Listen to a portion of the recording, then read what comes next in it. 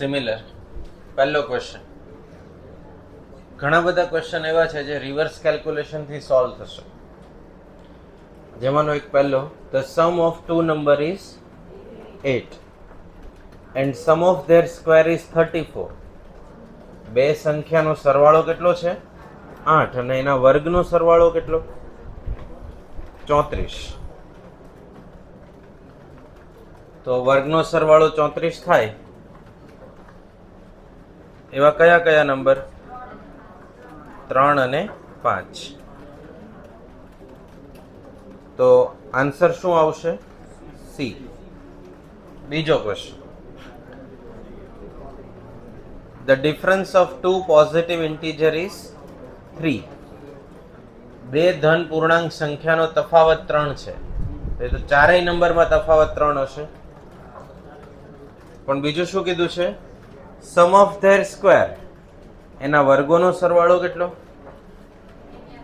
89. તો કોના વર્ગનો સરવાળો 89 થાય છે? 5 અને 8. થશે solution. Question 4. The area of a rectangular field. તો આકાર કેવો છે? રેક્ટેંગલ. રેક્ટેંગલ એટલે શું?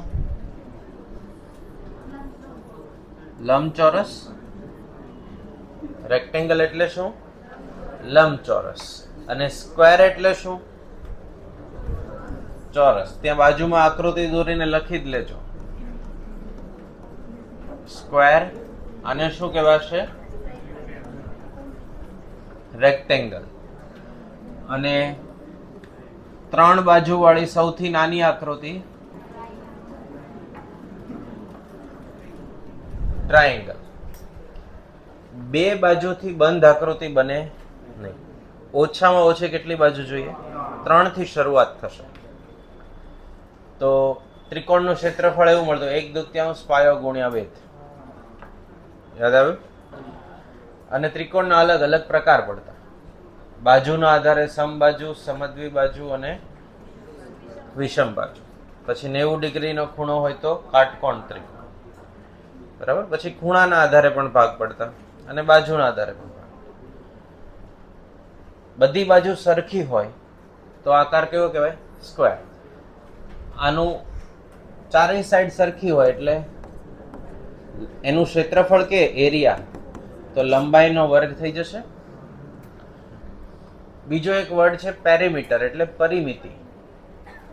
શું કહેવાશે એને? પરિમિતિ. પરિમિતિ એટલે ચારેય બાજુનો સરવાળો. ત્રિકોણની પરિમિતિ કે તો ત્રણેય બાજુનો સરવાળો. લંબચોરસમાં લંબાઈ પહોળાઈ બંને આવે, તો 2 વખત લંબાઈ ને 2 વખત પહોળાઈ. અને એરિયા મળી જાય લંબાઈ ગુણ્યા પહોળાઈ. બરાબર. ચાલો આપણે હવે આખી રકમ વાંચીએ. The area of a rectangular field, the area of a rectangular field is 2000 square meter. એક એરિયા રેક્ટેન્ગ્યુલર ફિલ્ડ છે એનો કેટલો છે?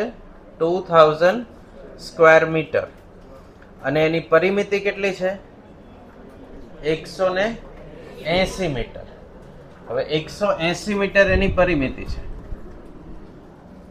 તો 180 2 વખત લંબાઈ પહોળાઈ કરીએ તો 50 40 માં થાય છે. 50 + 50 100 અને 40 + 40 80. 2 વખત લંબાઈ 2 વખત પહોળાઈ 180 થયા. અને લંબાઈ ગુણ્યા પહોળાઈ કરો, 50 ગુણ્યા 40 કરો, 2000 થશે. તો ટોટલ કેટલા સ્ક્વેર મીટર થયા? 2000 સ્ક્વેર મીટર. એ શું બની ગયું? એની પરિમિતિ. તો ઇક્વેશન શું બનશે? The area of a rectangular field is 2000 square metre and its perimeter is 180. From a quadratic equation, by taking length of the field as x and solve it and find the length and breadth of the field. તમને આ equation બનાવવાનું કે તો લંબાઈને x ધારો અને પહોળાઈને y ની ધારણા કરો અને એના આધારે તમારે શું શોધવાનું? એરિયા. ઇક્વેશન બનાવીને કરવું હોય તો વિધાઉટ